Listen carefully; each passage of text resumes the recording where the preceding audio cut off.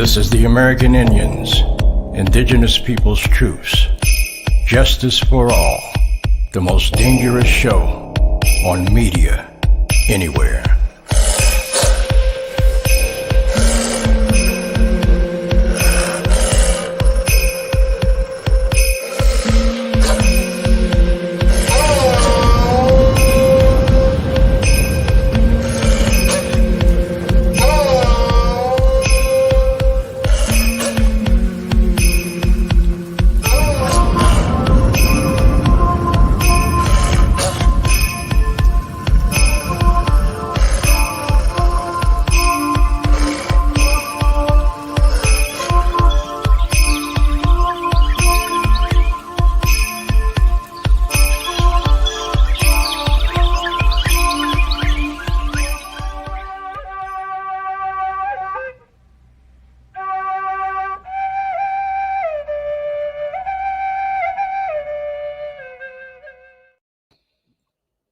OCO and greetings. I'm Jay Winter Nightwolf, and this is Jay Winter Nightwolf Live.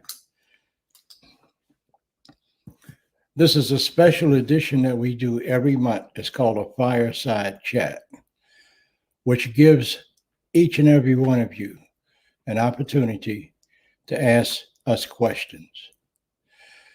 We'll be back in just a few minutes after the news. But before that, I would like to acknowledge for a moment the traditional stewards of these lands that we reside on, and especially their ancestors, descendants, and all indigenous people who live now and have lived here forever. This land is what we call Turtle Island. So now let's go to the news with Don Walker, should I say, news from Indian country, with Chief Justice, retired of the Virginia Supreme Court, Don Walker, and one of my brothers in my tribe, the Cherokee Nation. Take it away, Don.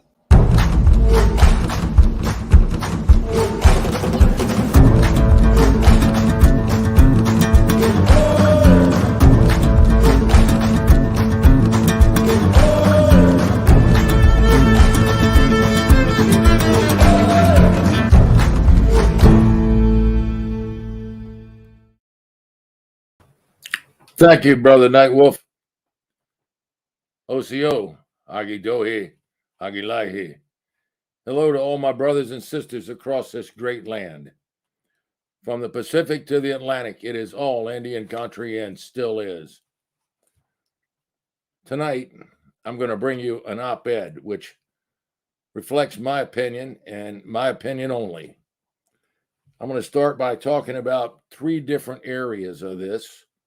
My three different parts to this topic is the term Indian giver, the Keystone Pipeline and other pipelines, and bullying. First, the term Indian giver.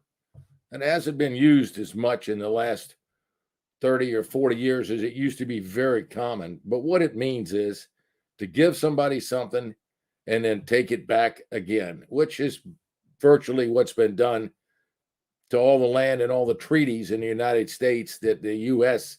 government has organized with the Native Americans. I want to talk about the Keystone Pipeline and other pipelines. This thing has been a mess from day one. And there are both sides to this argument and situation, and both have to be given adequate time to come up with a reasonable solution. My position on this is a little bit different. I think that the slate should be erased, every single piece of it with a keystone, and start it over again from scratch. First, this is just a taking. It is just, again, a Indian giver operation where they're just taking this land from Native Americans. And this land that they're going across is a sovereign nation. That's a nation within the United States. No different than if we went to Canada and said, we're just going to take part of your land because we need a pipeline, or Mexico, or even Saudi Arabia. We need to all get out of the way. We're just going to take it. There's no negotiation.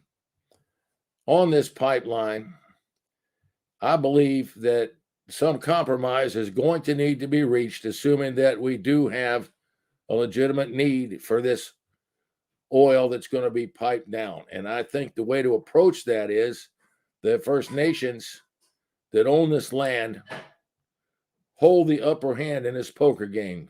They don't have to do this. It's the oil companies and the government that want to take this land. In order for this pipeline to cross it, I suggest they negotiate it to be paid a royalty by the barrel for every barrel of oil that flows through that pipe as it crosses their land. I know the government's going to turn their nose up and say no such thing's ever going to happen. We're the big dog in the fight, and we're going to take it the way we want it. But it should be negotiated in that fashion. Get a royalty per barrel that goes through that old pipeline. Number two, considering environmental impacts. I believe security should be posted by the oil companies and the government that put enough resources aside to handle any environmental problem that develops as a result of this pipeline, whether it be a leakage, a breakage, or what have you. But that adequate security should be posted for the life of the pipeline. And third, I think security should be posted for the removal of this line because it will reach a time in its life when it is no longer of value. And I don't want to see it just abandoned across native property, which they're trying to take anyway. So surety should be posted for that in order to assure its cleanup and return to its original condition. What does all this have to do with bullying? Well, that's pretty much the way the government handles this. They're going to really have a fit when the First Nations say, look, we want to get paid by the barrel that flows through this pipeline. They should get something for this, not just, well, you're lucky we're here and we're doing something. That's very important, and I think they should push that from a negotiating position. At the same time, on the other side of this argument with the pipeline, there's other people that are part of this formula that have been hurt badly. Now, I sympathize with the workers that relocated there for long-term, secure, highly skilled jobs. Then all of a sudden that rug was pulled out from under them. They had no knowledge that was going to happen, and they still need to support themselves, their lifestyle, and their families. So there's two sides here, but this needs to be worked out, but worked out from a position of strength.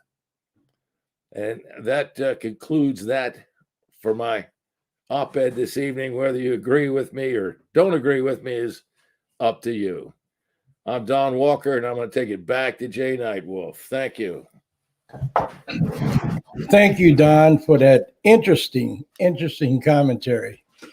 And I can't agree with you more. You know, if you're going to take something from somebody or take over somebody something, you got to have a conversation with them and get them to agree with what you're doing. And if they don't agree with it, then the hell with them. But anyway. Well, Jay, we've worried about bullying. It's in the schools, it's in the media, it's in everything else, but they never address it to First Nations. And that is a prime example of the ultimate bullying, where the government just said, get out of the way. We're going to take it over and do what we want. And that's wrong. They ought to address bullying there. Absolutely. So, you know, I heard this week that the Waldorf Astoria hotel chain purchased Trump International, which was the old post office,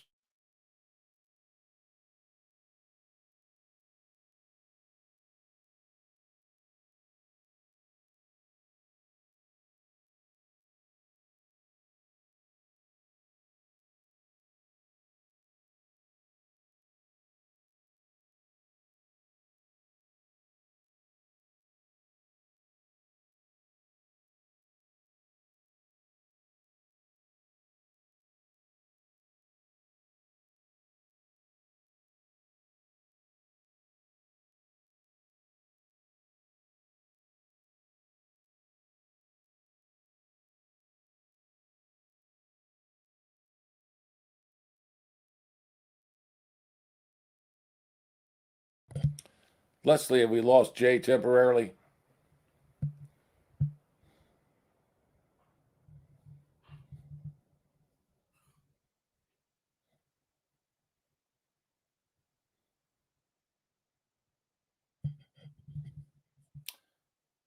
Leslie, have we lost Jay? Maybe the government just shut him down.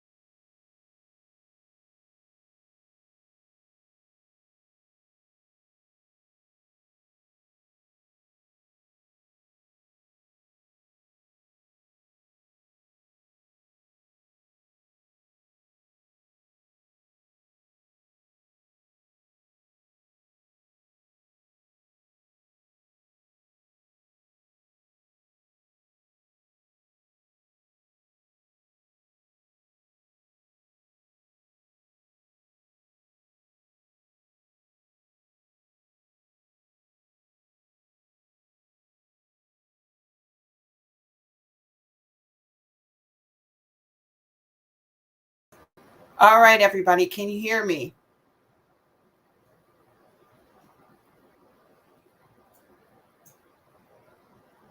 Do I have everybody still here? I think we had a couple of people drop. If you can hear me, can you give me a thumbs up? Or can our audience let us know? All right, thank you so much. Thank you for staying. We seem to have some problems. Elder Nightwolf, he lost his power in his home. So we're going to bring everybody in to, thanks, Joey. We're going to bring everybody into the broadcast to continue our discussion, and hopefully we can get the rest of our crew back in. So I'm going to bring everybody in. Mm-hmm. All right. Can you all hear me? Yes. Perfect. Mm-hmm. Perfect. All right. Can I have you all introduce yourselves? And Don, would you like to come in and into the discussion?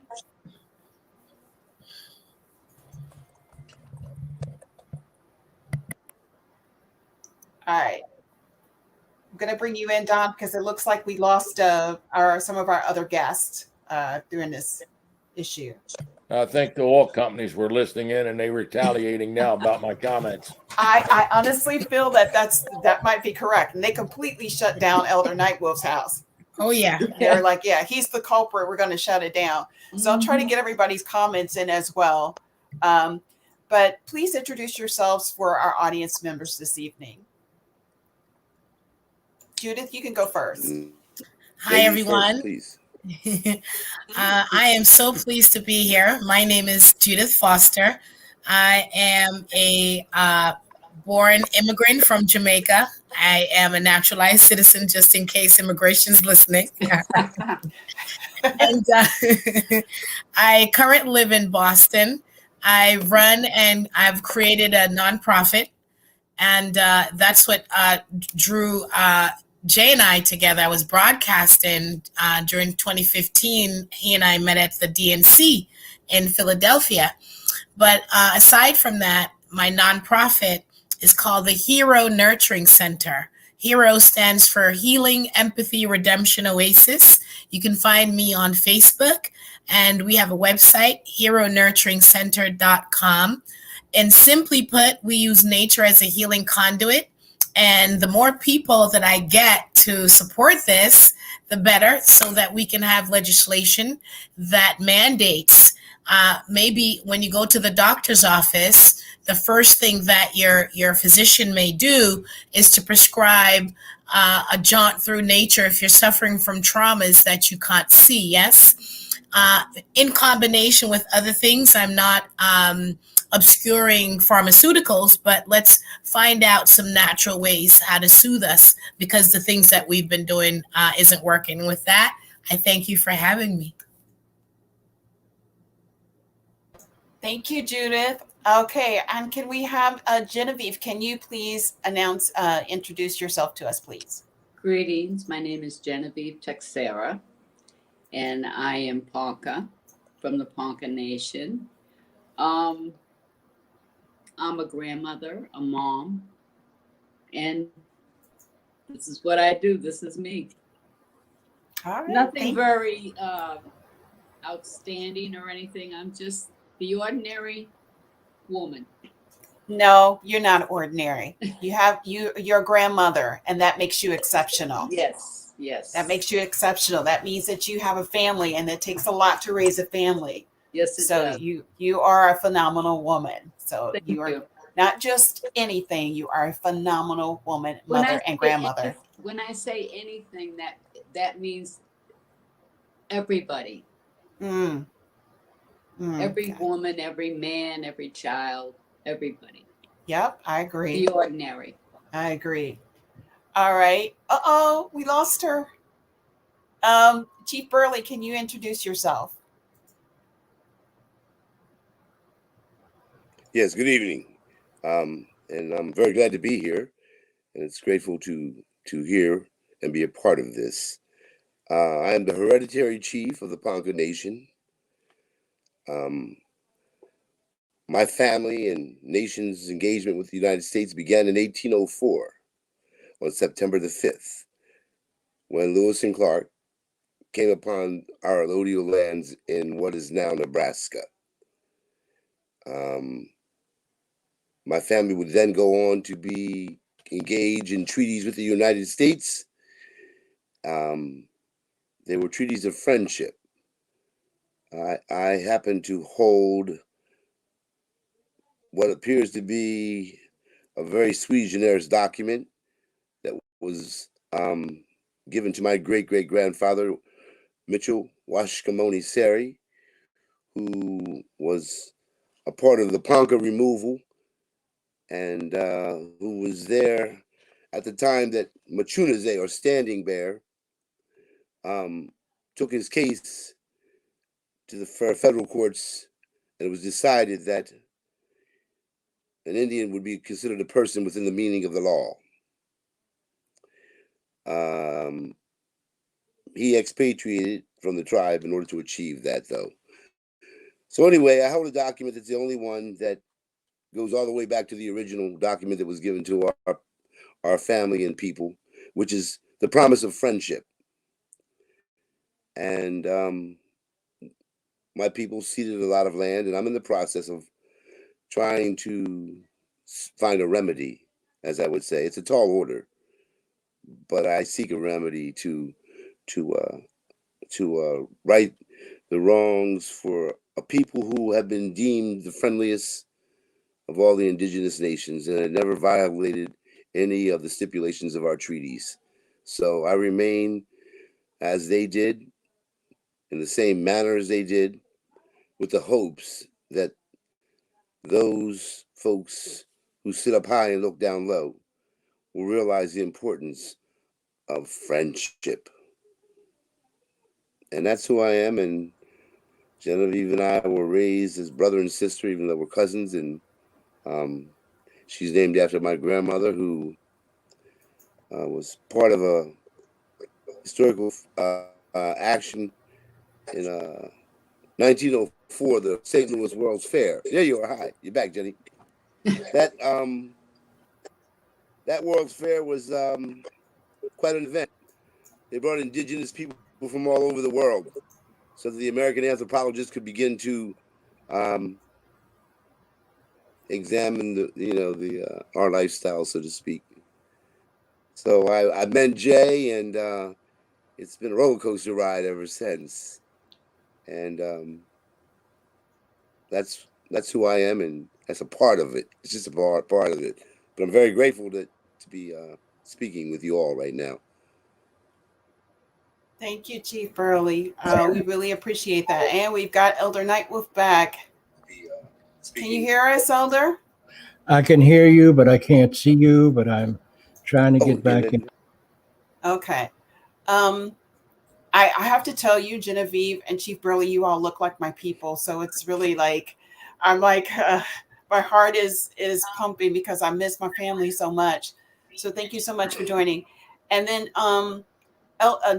Judge John Walker, do you just kind of want to speak a little bit so that we can verify your presence here on the panel? Basically, you were kind of like drumming you in. Can you just let the audience know a little bit about you? Yes, thank you, Leslie. My name is Don Walker, and I am here by the blessings of the Creator to be brother to Jay Winter Nightwolf. We often view brotherhood or sisterhood as biological, but not in the eyes of the Creator. In the eyes of the Creator, He decides who is our brothers or sisters. I'm a member of the Achota tribe of Alabama. I'm very proud of that. I have retired from the Virginia Judicial, although I'm still employed in family business. Thank you, Leslie. Thank you, Judge John Walker. And my name is Les Fry. I'm the executive producer of Jay Winter Nightwolf Live. I am of Choctaw and Catawba Cherokee heritage. I usually sit here on this panel because I am someone who is just like a lot of our audience members. I am learning and I am studying. So I'm very grateful to be here always because I glean a lot of information from these panels.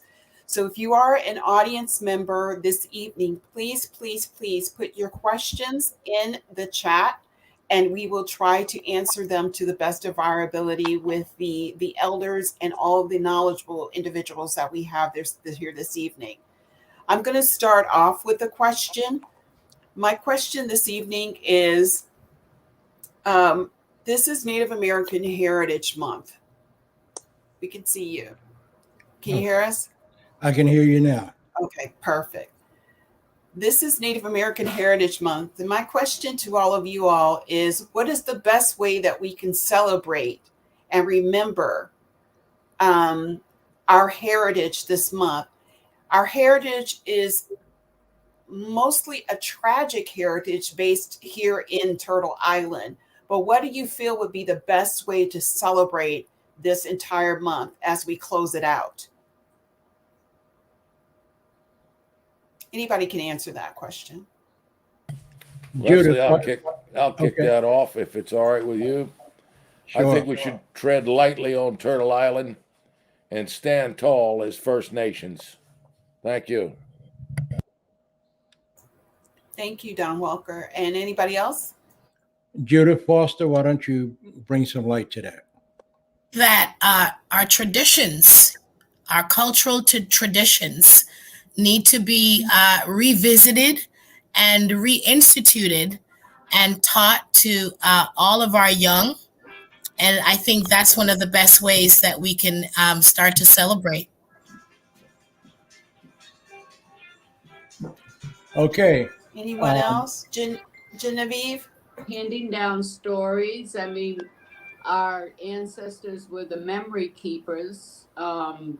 So we need to carry that on. You know, Earl and I are kind of the last of us that we're trying to hold our children dear to us and let them know the struggles, the love, the tradition of being a family, Native, an extended family. And you're absolutely right. DNA does not say what family members are. Love is what family members are. I can't agree with you more. You're absolutely correct. When many times when I've gone out to Indian country, Oklahoma, North, South Dakota, Colorado, all of that, they never asked me for my DNA. They never asked me for my tribal card. They asked me, who's your family? And when I started telling my family names, they knew right away. Because see, that whole tribal card and federal recognition crap is exactly that. You know, you can't pedigree us. And that's what they've been trying to do for 600 years. They've been trying to pedigree us. You pedigree dogs and horses and animals, not people. We know who we are. We have been here since time immemorial, and we've been on this land as far back as anybody can remember. Other people came here. Yes, they did. People came here across the Bering Strait, the bridge. Some came from Africa. Some came from all parts of the world. But as far as the original people, we were always here. And then you get these arguments from folks that want to reinvent creation and tell you, well, you know, Africans, no. My answer to that is, who did these people meet when they came here? We were already here. So we need to celebrate who we are, where we are, and how far we can go back. We should acknowledge our heritage, respect our elders and ancestors, remembering who we are and where and what we will become. You know, we can talk about all the tragic things that happened to us, and God knows it's been a lot of them. But we're here in the present, and what can we do to make it better for our generations to come behind us, the next 7 generations? What can we leave them? You know, I think we should all be out in the streets protesting against Joe Biden dragging his feet on Climate change. the climate change. Climate changing, yes. Because we've got a window of maybe 50 years, right, Don? That if we don't do something to turn this around, this earth will not be habitable for anything living. So this is what we need to be doing.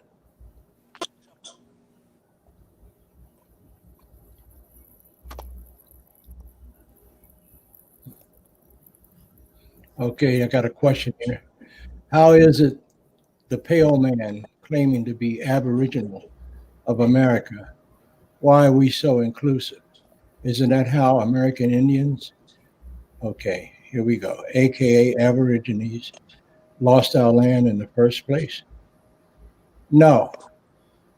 You know, you talk about this pale man. This man did not come here with good intentions. He came here through genocidal practices, bringing diseases to us that we had no immunity to, and on and on and on and on. So, no, I don't agree with that philosophy. So what he's saying, though, Elder Nightwolf, is that we're such a giving people.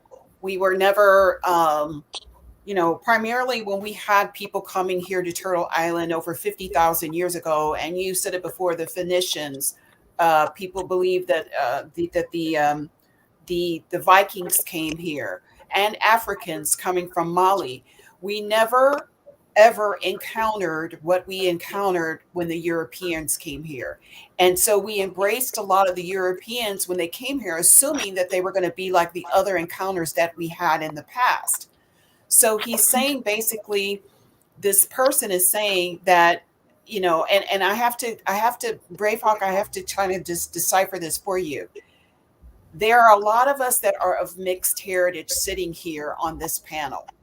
We are mixed here. So you cannot call someone a pale man, because indigenous is indigenous. It does not matter what you are. As long as you have that blood in you, you are still indigenous. So you can't make this an issue of color.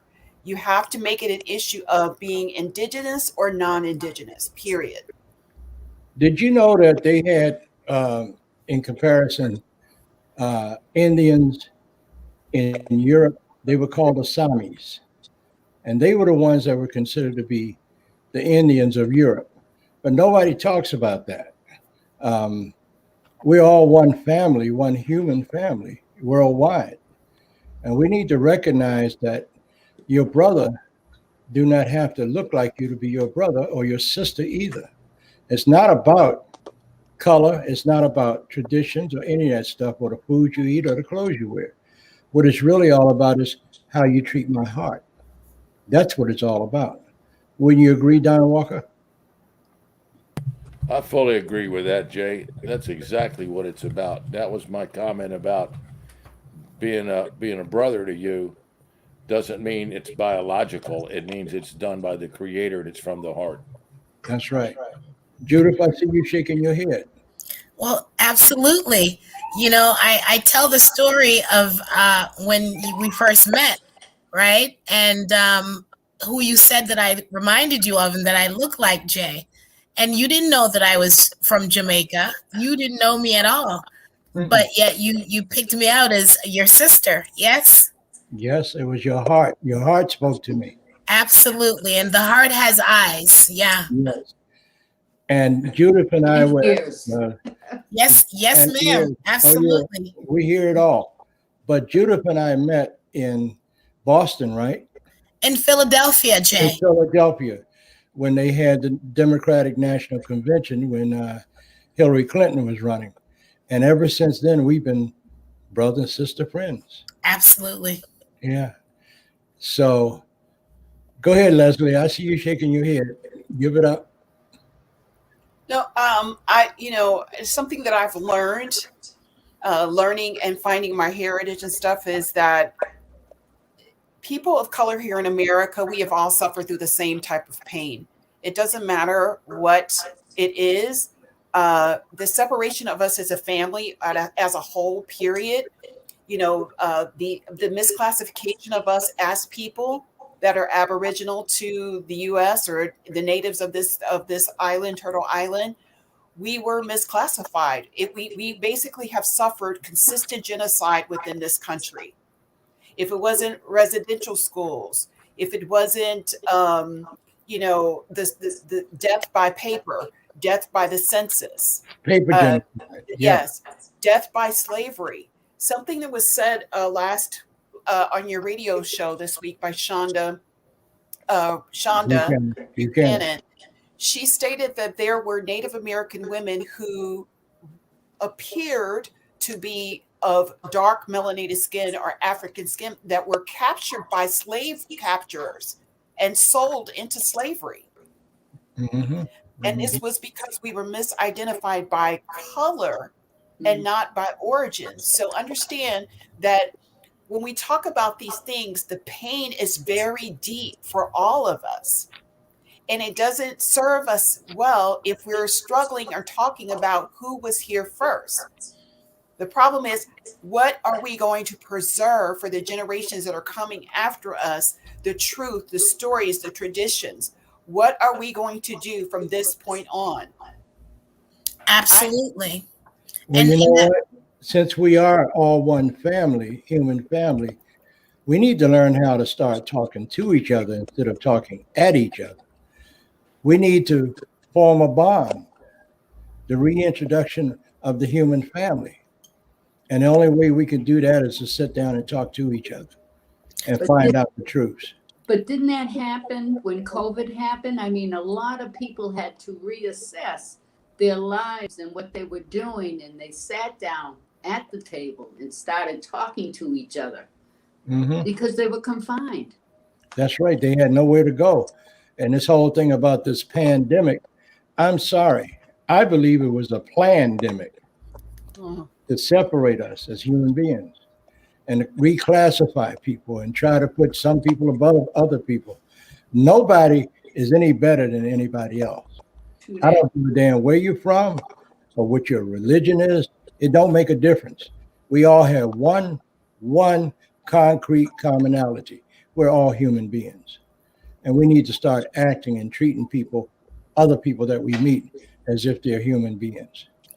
And that brings me to something that I think needs to be talked about more prevalently. When Genevieve said that, you know, we come from a friendly, and Les said it, we come from friendly and loving and kind people by nature.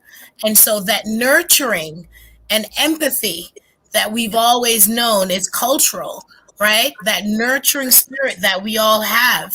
I think that if we promote that more, having our outdoor gatherings more so in nature than we are ever have been doing before, right? Let's get back to nature. Let's do things outdoors versus inside the buildings. And if COVID hasn't taught us anything, right, is that we need to appreciate Mother Nature even more than we have been. Well, You're right. I hope it regenerates old feelings, like when you said, let's go back outdoors. We weren't outdoors before. Even before COVID, we were indoors. We couldn't let our children go out and play. Let me correct that. Most Americans were indoors. So again, when I go back to Jamaica often, and I'm an outdoor lover, I love the trees. Beautiful. Yes. I love outside. And so for me, I promote nature.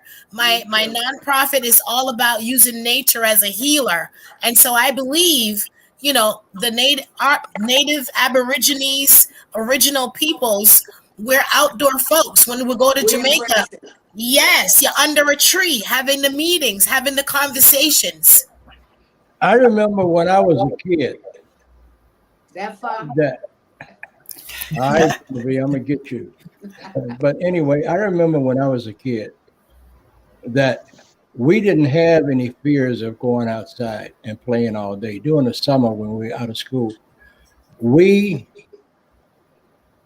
would play, go out 9 o'clock in the morning after we had breakfast, and me and all the other little boys and even the girls in the neighborhood, we head over to the woods. And we had ropes on trees, not the kind you hang anybody with, but we would swing on those ropes and just have a good time. And then you would hear somebody's mother calling, okay, it's lunchtime. And a lot of times I found myself at somebody else's house having beans and hot dogs. Yeah. Because we took care of each other. We were community. So we need to bring that whole community thing back. And And we need to start talking to our young people because they've gotten so far off the track. You know, I say this all the time to all of you young men that are standing on a corner thinking that you're a thug or a drug dealer. You need to put your gun down and read a book about who your people are. Elder Nightwolf, I couldn't agree with you more. I live in a community right now where people do not take care of the land. You know, they don't know who they are. And so the land around us is trash. I mean, I've literally seen people throw trash off their cars while they've been driving down the street. And it's because they have no connection to this environment because they are unaware of who they are and what they come from. And the strength in knowing who you are is being knowledgeable, reading, knowing who your people are, going far back and finding out who your people are.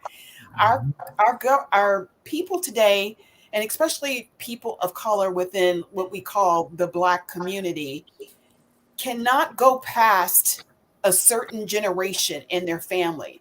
So if they're consistently growing up not knowing their heritage, they're not going to care about the environment around them. And they're fighting over blocks that don't belong to them.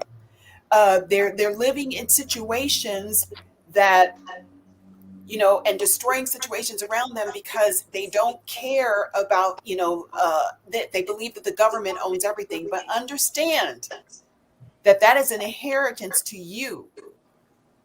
Any of you who are of indigenous heritage, any of you who are of African heritage, the land is important to us. And you know Gifted what? them that the land will be good to you if you are good to the land. That's right. You know, I was talking to some young guys not too far from where I live, and they were just hanging on the corner, right? And I said, well, what are you guys doing? What are you going to do in the future? I don't know. What's your name? I said, is it your first or your last name? No, I'm trying to tell you. Now, open your mouth and speak. You know, put your words out there. And I met with quite a few of the older men that I know in this Washington metropolitan area. And now we're talking about putting together an elders circle because our children and young people need to be taught. They don't know. And in most cases, it's not their fault. No, it's not. It's You know, not. when they come from a home that they don't know who their father is, or mama is strung out on crack or whatever, then they don't have anybody to look up to. So I think it's incumbent upon all of us, men and women, to form these talking circles like we used to have. And just like we're having right now. Yes. Just like we're having right now. Elder, I am very sorry to interrupt you, but we have so many questions. People are flooding the channels with questions, and we have to get through our questions. Okay. Well, let me see them. Okay, so here we go. This is another one from Braveheart, and I think we've already answered this question. Why were the Aborigines, aka Indians, east of the Mississippi misclassified as Black, Negro, mulatto, etc.? And I think that we addressed that. I can answer that. That was because of a man, an evil white man by the name of Walter Plecker in Virginia, that when a native child was born, he would not allow that to be put on their birth certificate. So that's called paper genocide. And they grew up not knowing who they were. A mulatto, what is that? We're not mulattoes. We're not Negroes. We're human beings, you know, so stop putting these labels on us. And that fool died. He was called the father of paper genocide. And you young men standing on the corner, look up Walter Plecker, Plecker, and you'll find out why you're in the predicament that you're in, because your identity was stolen from you. Can I also add to that? Yeah, let me make one more statement to that. Go ahead. Okay. 90% of all people that are walking around and calling themselves Black or African American, I got a question for you. What tribe did you come from in Africa? So how did you get to be an African American? Were your mom and dad from Africa? Did they come here and gave birth to you? So, you know, that's a misnomer. You know, they're always trying to classify us and reclassify us and categorize us and pedigree us. And, you know, like I've always said, and I say it again, all white people are not bad, just like all black people and Indians are not good. We need to get beyond that. Okay, somebody trying to say something? I believe that Chief Burley is trying to say something. Brother Cousin. Oh no, I was just listening to Jay and the question itself. You know, the Supreme Court has decided that certificate or degree of Indian blood quantum is not something that can be used to deny a person's indigenous status. Often it was done, and you ask yourself, well, to what purpose? Obviously, it was meant to, you know, for us to breed ourselves away from being who we are, and these things were done for specific reasons, so that eventually any claims to the land would not have standing. We know who we are, and we stand on that. And yes, it's been a struggle, you know, bringing all the information together, but it is important to know who you are and where you came from and who your people were. But I look at the youth today, and they don't do what we're doing right now, which is sitting, speaking to one another. Everything is, you know, thumbs down. They communicate very short sentences, so they don't know how to sit and orally speak. They're unaware of how that happens and the importance of those stories that our grandparents and our mothers and fathers provided to us about who we were. So, you know, the struggle continues, and this event and events like this do help, and they provide an opportunity to show people ways to find out who they are and pursue that, because you don't feel like you're a part of it, and yet we've been the major part of this country being what it is. It would not be here without us. So glad I could share that little bit of information. Thank you, Chief Burley. I wanted to, in my research, and as you all know, I'm still discovering my heritage. I learned something. I learned that there was a time when, and a lot of us did not come here on slave ships. I just want to let you all know that we did not come here on slave ships.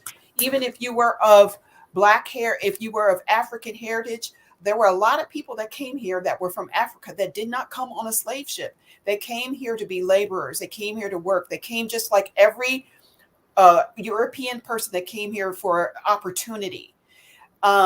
So don't believe that mentality that you were part of this race of people that came here enslaved, because if you think that you're enslaved, you're going to have an enslaved mind. There were Black people, Native American people, and poor white people who worked alongside each other before the early 1700s, I believe, before they started classifying us as mulatto, mestizo, Black, or whatever. This was all about socioeconomic status. You were either rich or you were either poor.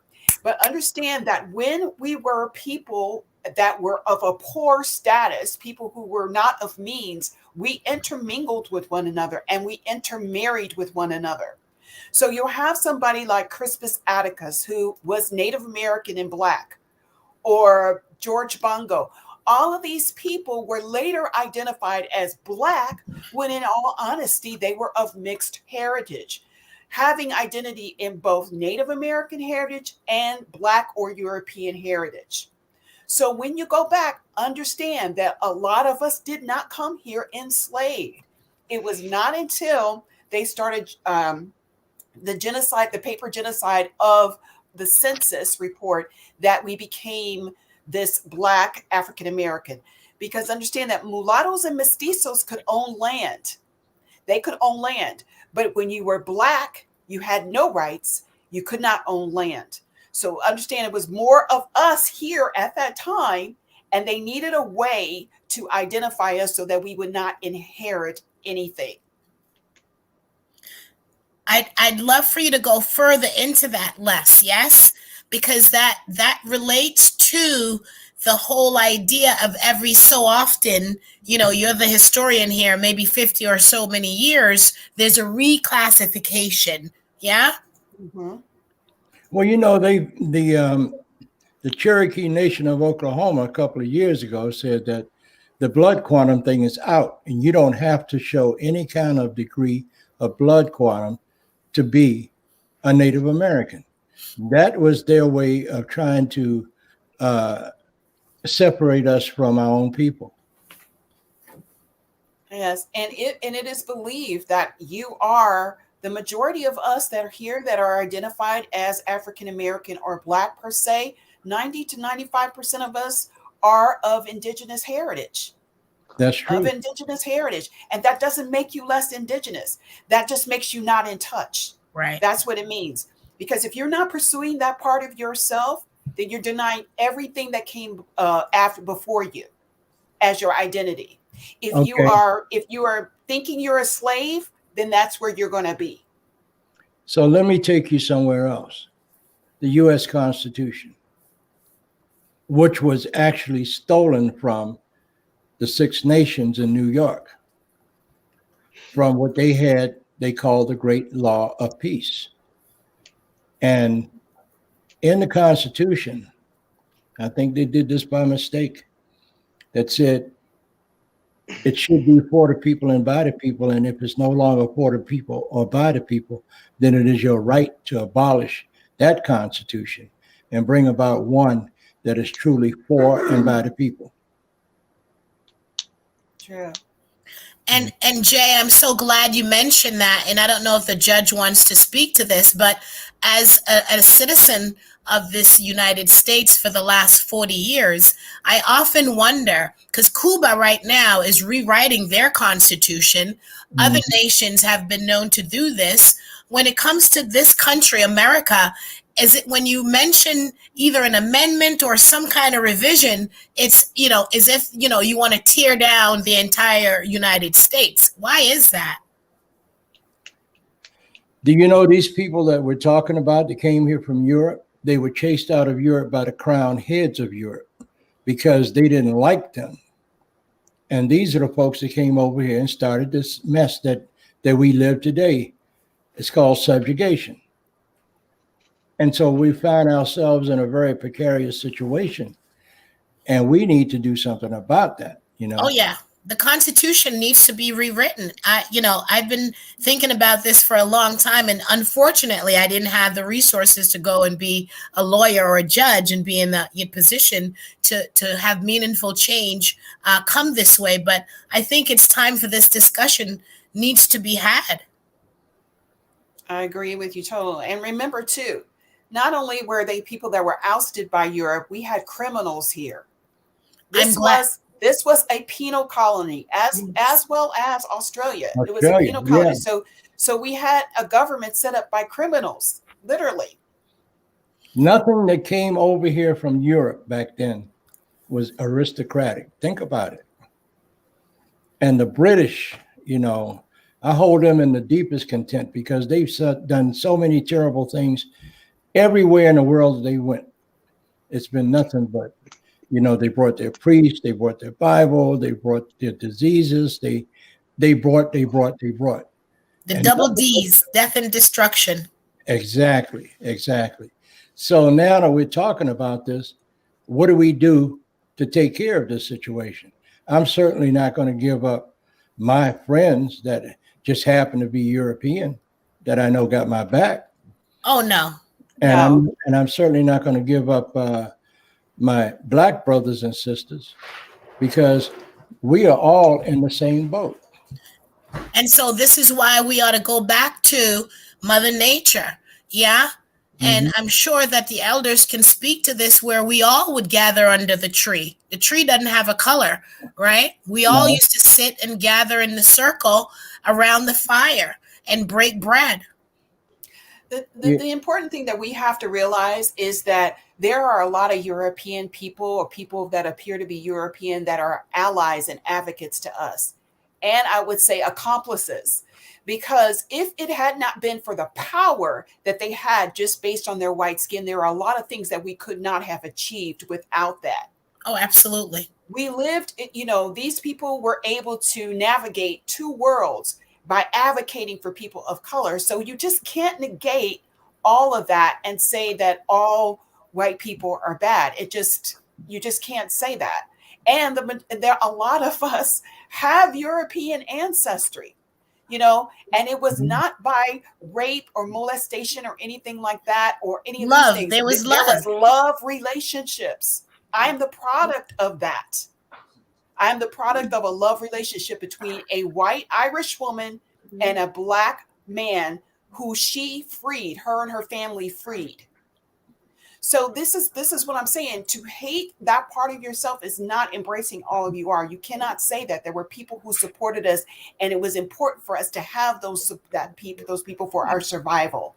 I do want to mention this here with Starchild was saying that he had so-called black ancestors who had so-called slaves. That is absolutely true. It happened.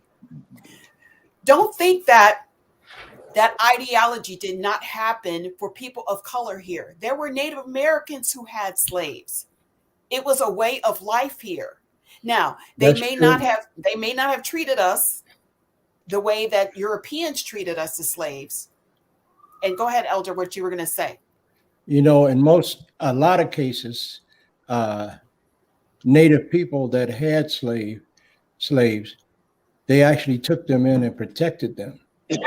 And it wasn't a thing of chattel slavery with them. And they married into the tribes, and that's why we got this big issue of the freedmen. Because in North Carolina, the freedmen, blacks that were taken into the tribes and worked together, and they married each other.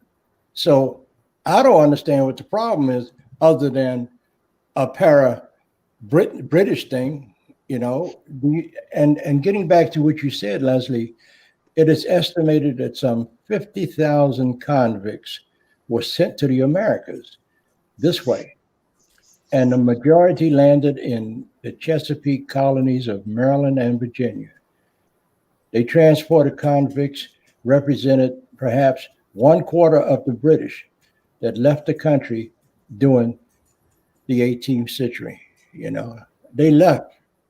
They were pushed out and they had nowhere to go. So they headed west. And guess what happened? They landed here.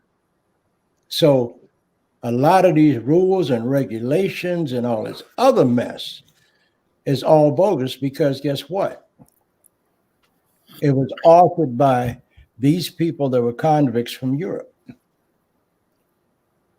So if we can get back to, you know, the conversation that someone said that the children need to, you know, learn to have these conversations, get away from their phones. But you must remember, we were raised at the feet of our parents, where they would invite us to places where the conversation wasn't, say, on a gossip level. It was about inner things and growth and character. So I think we are the responsible ones.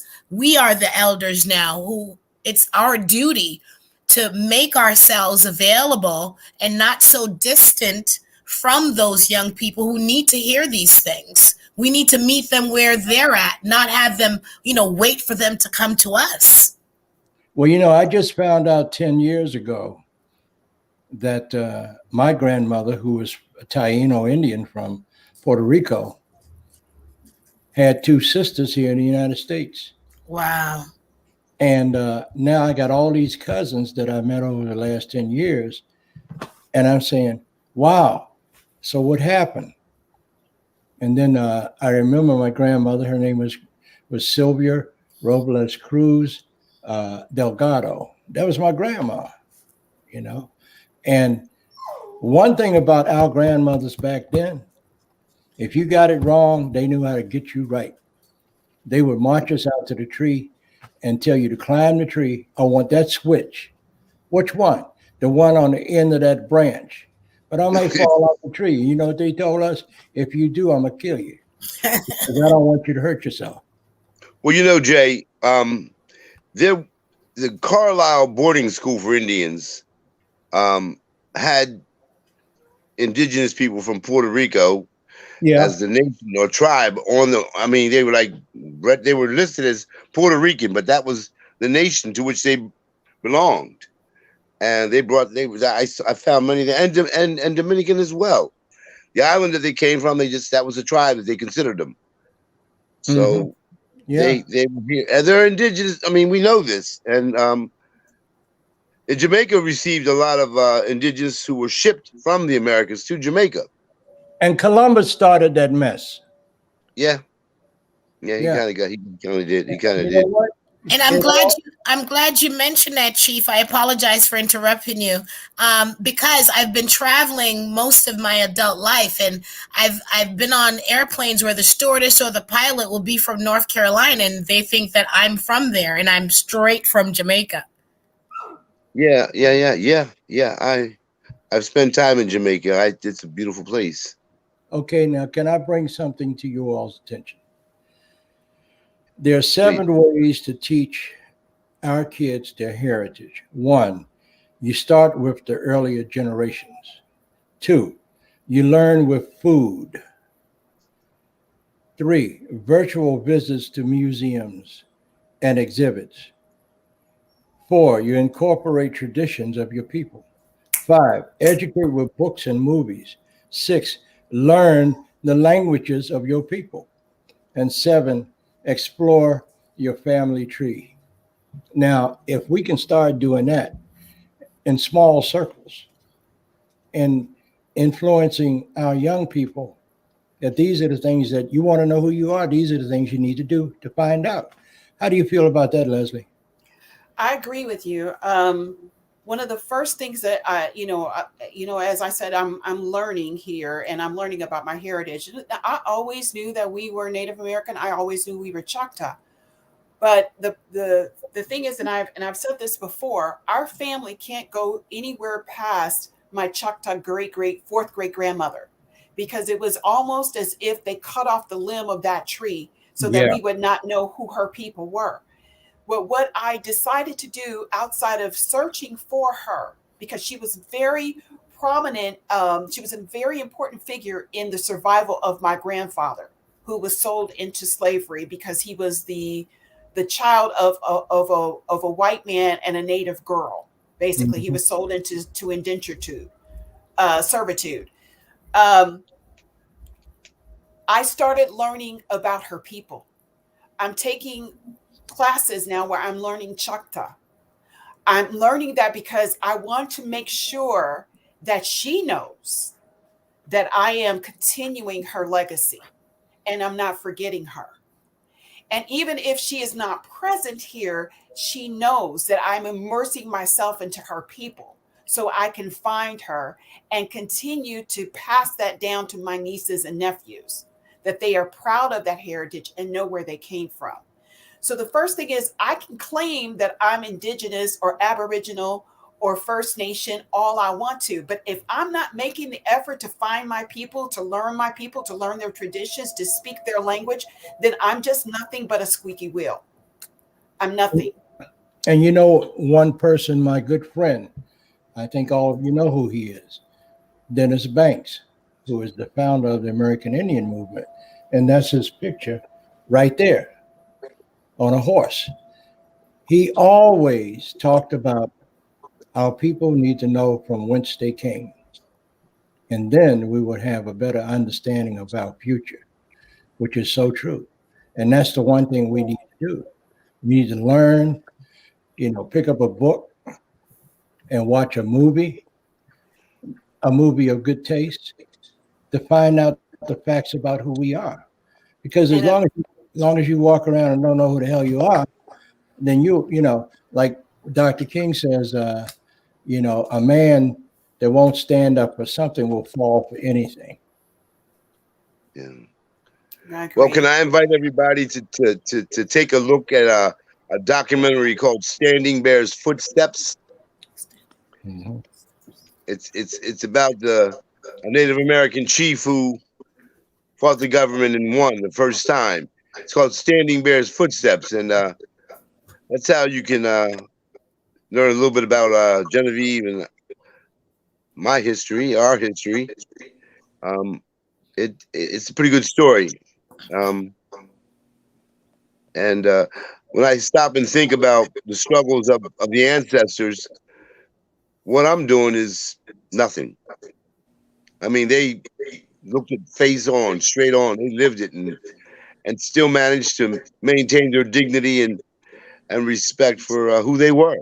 They paid the price. They paid the price. And, history gives us the opportunity to learn from past mistakes. It helps us to understand and the many reasons why people may believe the way they do. As a result, it helps us to become more compassionate as people and more impartial as decision makers. Once you start studying from whence you came, everything will change. Your whole psyche will change. I've always talked about this. I was on a radio station out of Washington, D.C. for 22 years. And I always spoke of the human family, not the Indian family, not the European family, but the human family. We're all interconnected, period. That's what it's all about. Some folks got up on the wrong foot and they went crazy. Some folks tried to resist that and they got beat down or enslaved. So where do we go from here? That's what I want to know. We got 50 years to get this thing straight, or we won't be able to live on this planet because we are destroying Mother Earth, the planet that the Creator gave us. And if we don't get that correct, what are we going to leave behind for our next 7 generations? I think that we're so busy fighting over who was here first. We're not worried about who's going to be here last. Most of these people that are arguing about it don't even know who the hell they are. Well, this is quite true. Well, Jay said something prolific just now. Where do we go from here? My last broadcast was just that. Where do we go from here? That was the title of Martin Luther King Jr.'s last book that he wrote in 1967. Where do we go from here? Chaos or community? So, again, I'm throwing it to our elders. You have the wisdom and the knowledge, right? Don't take it with you. As Jay said, how do we teach our young? Well, move around like the elders did back in the day. Come and meet people where they are. Have these outdoor sessions. Yeah. And who wants to come and invite folks and repeat and rinse and repeat. And the old fashioned way, the old grassroots way. And when you have these outside sessions, bring plenty of fresh fruit. And absolutely. You'll be very surprised how people will connect to Mother Earth. Yes. All right. I wish I could run to Jamaica and pull a mango off the tree. Let me know when you're ready. Yeah, we need to move on. I am so sorry because we have so many questions in here and we're not getting these questions in here. Okay, we'll throw them at us. So someone asked us, could we speak about the Cherokee War of, I believe, 1712? Let me find that one. 1776 in South Carolina. Can we speak to the war about the Cherokees in 1776 in South Carolina? Who want to take that one? I can't. Okay. If we're unable to answer this question, we will definitely have. What it was a series of conflicts and raids between American colonists and native Cherokee tribes. The cause of these conflicts were due in part to the western expansion of the frontiersmen into Cherokee lands and western North Carolina. That's what they was. It was all about them making their expansion west and getting more land and taking stuff from people. And I don't know, it wasn't Thomas Jefferson, but the Trail of Tears. That was all the outcome of that, the Trail of Tears. Absolutely, Jay. Because they were taking people's lands and killing them, and those that he couldn't kill, they put them on a journey from the southeastern part of the United States all the way to Oklahoma. And they don't talk about the hundreds of thousands of people that died on that trail. And even beyond, because that territory was hostile, and the folks who were still coming over to the new land, they were vying for territory as well. That's true. A small point. One of the first presidents that considered sending troops to uphold the treaty rights of indigenous people in the Carolinas and Georgia was John Quincy Adams. Right. He considered sending troops down there to Georgia, to telling them that what they were doing was in violation of a U.S. treaty. He didn't send them, but he's the first one to consider that. And you know, it was also General Griffith Rutherford and Captain William Moore that led attacks against the Cherokee in July of 1776, doing a punitive expedition, destroying 5 Cherokee towns and killing around 50 to 60 Cherokee. And they only suffered minor losses. But the expedition, Rutherford also led militiamen to the town of Kauai.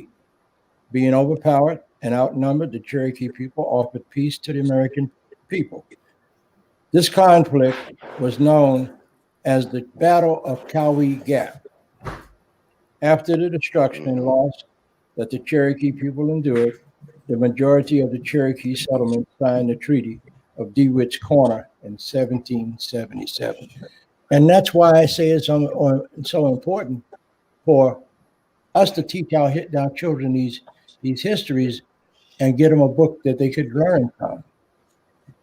Let's not to mention the Seminole Wars that went on for over 10 years here in the U.S. that we don't talk about because it was a catastrophic loss for the U.S. government. We don't talk about that and the intersection of the Maroons and the Seminoles as a people fighting against the encroachment of Europeans into Florida because they knew the land. The Aboriginals down there knew the land. The Europeans didn't. They were successful for over 10 years. The U.S. government lost over $2 million in that war and over 5,000 in casualties. And you know the other thing too, when God, I can't think of his name right now. I got CRS. But anyway, when the Union troops went into the Seminole country, they were made into gator bait because they didn't know how to navigate those swamps. And the Seminoles never lost that war, but they don't want to tell you that. No, they don't want to. Andrew Jackson. They don't, Jay. And Billy Bowlegs is obviously still with us. Yeah, that's right. Billy Bowlegs, one of the chiefs of the Seminole people. And that was the place where enslaved Africans ran to. You know, they didn't all get on Harriet Tubman's venture to the north. Railroad. The railroad, the Underground Railroad. They actually went south and the Seminoles took them in. So it was like a place of survival. And you also have to remember there's another piece. I'm sorry. There's another piece to this. During the 18th century, you know, there's a huge fur trade that was going on, right? Mm-hmm. And the buffaloes were being slaughtered and, you know, all of that. And remember, fur back then was caught, you know, a lot of money was being made by, you know, the killing of the cattle.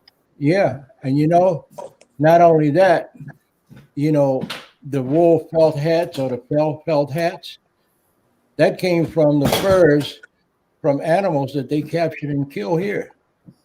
And that was big business then. That was like the diamonds back then. Yeah. Mm-hmm. And the Chickamauga Cherokees, I just saw something. What was that one? Bring it back. Oh, no, the Braveheart was saying that he is a Chickamauga Cherokee blood in his veins. Well, you're not the only one, Braveheart, because on my Cherokee side, I am Chickamauga as well. All right, so we are a little bit over time. We have had so many questions here. I do want to answer one more question. Braveheart has had a lot to say, and I kind of want to address something that he has said in here, and he made a comment about the fact that the falsity of DNA tests, saying that a lot of Aboriginal people were taken over to Africa, and we do know that to be true. That a lot of Aboriginals here in the U.S. were taking over to Europe and to Egypt, and now are classified as African. So what we know as a DNA test today isn't really that valid, because there was such an intermingling of people at that time. To say that you are of African American heritage or that you're of Native American heritage really doesn't identify any validity. Many of Columbus's voyages back to Spain, in the whole of his ship, he had captured Native American people from the islands. He never came to the mainland. Let's get that straight now. And when he took them back to Spain, he gave them to the deacons of the villages, and they sold them into slavery. Also, talk about Egypt. The British doing I forget what war it was. An Egyptian leader captured one of the British colonels, and they couldn't get up the Nile River because they didn't know how to navigate the waters. But they came here and made a deal with Mohawk people and told them, you guys can navigate up waters. So if you go with us and help us find, our general or colonel, we will pay you and bring you back here. But guess what? By the time they got there, they had already slain the man. And then they didn't live up to their end of the bargain, and they left them there in Egypt. And they wonder why all of these canoes were at the foot of these pyramids. Those were Mohawk canoes. Can I also add, Elder, to that you can do a DNA test that goes back 50,000 years. That's probably where your true identity is. That's where your true identity lies. If you don't do a modern day DNA test, do one that traces your what do you call it?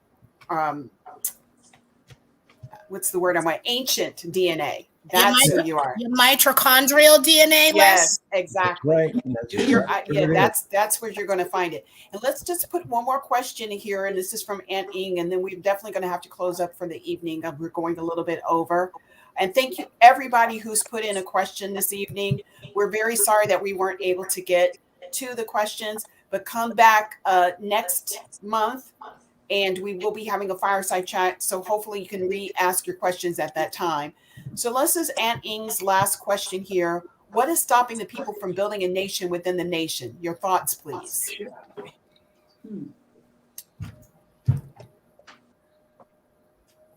What is stopping our people from building a nation within a nation? Well, you know what? As much as a lot of people don't like this man, I like him. Minister Louis Farrakhan. He has been making efforts to try to build a nation within this nation. But, one of the things that get in our way of doing things together is this religions that we have. Religions were a tool used to separate people. If we can get past the whole religion thing, then maybe we could do something. I have to sign off now, but Leslie, you got it. All righty. So thank you all for coming and joining us this evening. Thank you, our audience members, for sitting around the fireside with us. I know all of us have a lot to say. I learn something every time I come to one of these panels. Can I get maybe a revisit from you all? Can you come back again? Genevieve, Chief Burley, Judith, can you come back and assist us again? Absolutely. That'd be my pleasure. Thank you. Thank you. Thank you all so much. We will be back next Wednesday as we do a little bit of information about the true meaning of Thanksgiving. Hold on one second.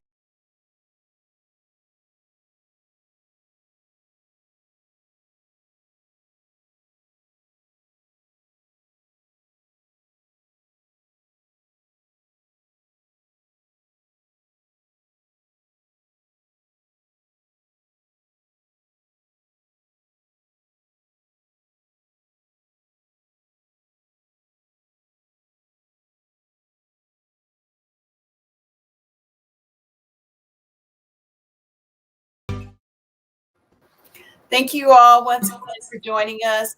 Have a blessed evening. Please stay safe. You as well. Please, please, please make yourself knowledgeable. Learn who you are, learn about your people, and sit around and listen and get information from your elders. They are our story keepers. They are our storytellers. Memories. Yes. They are the memories of our people. And this is how you will know who you are. Thank you and have a wonderful, wonderful evening. God bless you You as all. well. Thank I'll you. say what I get.